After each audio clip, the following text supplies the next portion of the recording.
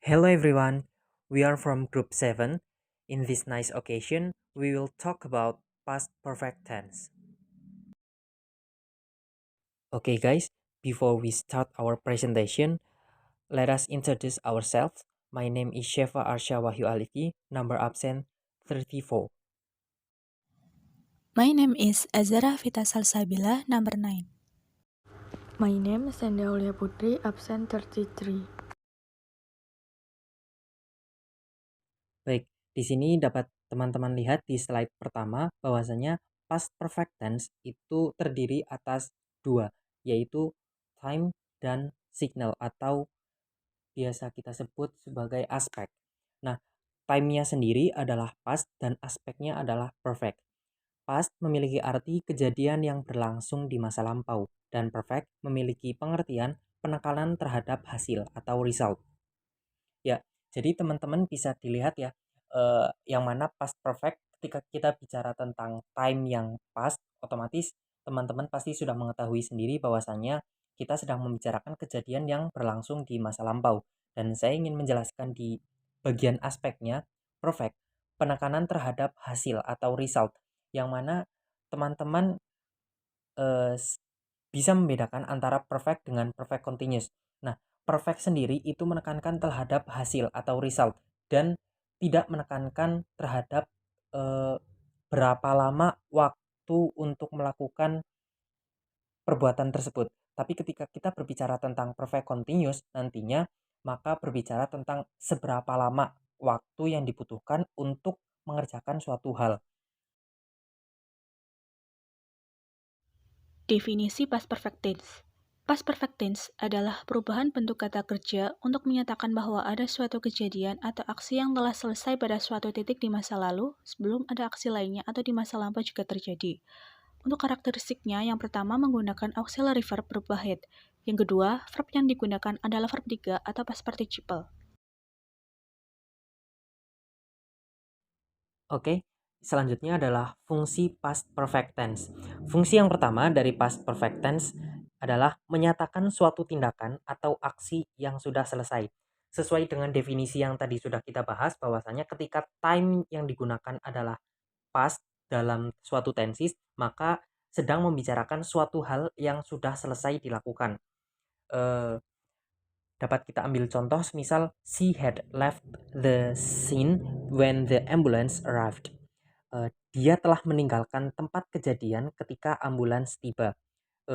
Past perfectnya terdapat pada had left, begitu ya. Kemudian selanjutnya menunjukkan seberapa sering suatu aksi terjadi.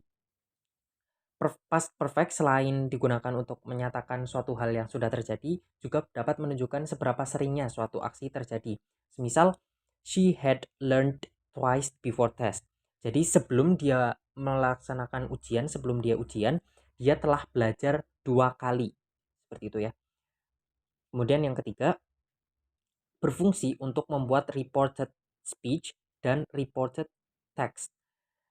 Reported speech sendiri adalah kalimat yang digunakan untuk menyatakan sebuah berita. Jadi semisal contoh kalimatnya adalah the boss has said it would be a long meeting. Jadi bos telah mengatakan bahwasanya itu akan menjadi pertemuan yang panjang.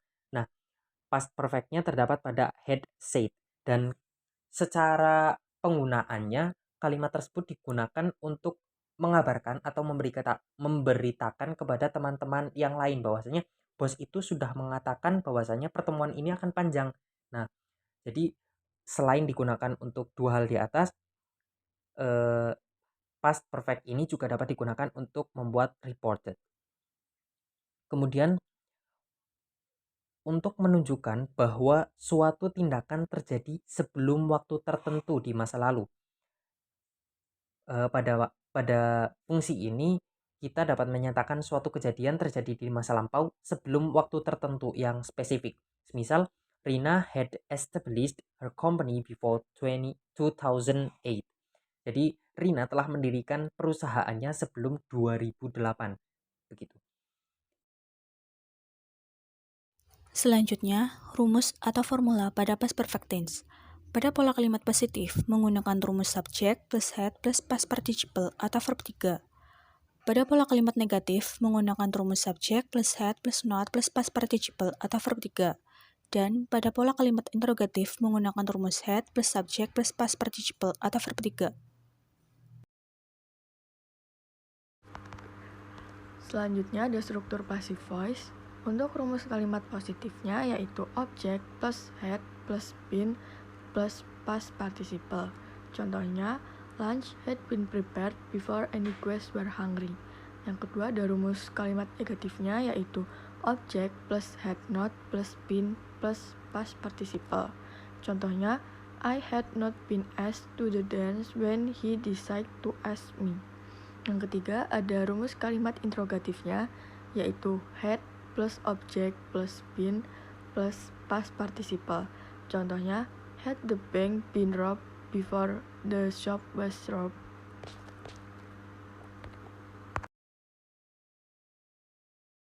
Baik, untuk contoh dari past perfect tense adalah the baby had cried before her father came.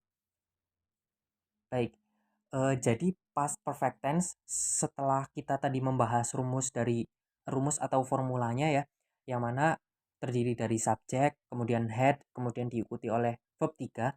Nah, ternyata itu saja belum cukup teman-teman. Jadi past perfect tense itu bisa dibilang membutuhkan kalimat lanjutan. Jadi teman-teman tidak bisa membuat sebuah kalimat yang baik, yang lengkap hanya dengan menggunakan susunan seperti itu saja. Akan tetapi suatu kalimat ini akan jadi lebih baik ketika teman-teman menambahkan kalimat pendukung atau kalimat penunjang setelahnya. Semisal di sini the baby had cried. Itu kan sudah memenuhi struktur dari past perfect tense ya teman-teman. Ada the baby, kemudian ada had dan ada cried. Tapi kalimat tersebut tidak dapat berdiri sendiri. Nah, diperlukan kalimat tambahan dan juga subordinate conjunctive. Nah, subordinate-nya berupa before di sini.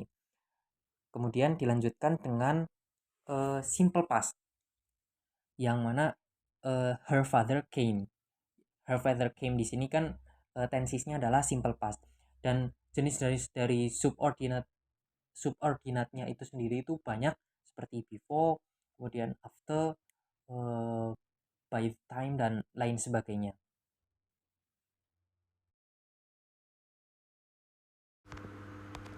Kemudian ada adverb of time atau time signal dalam past perfect tense.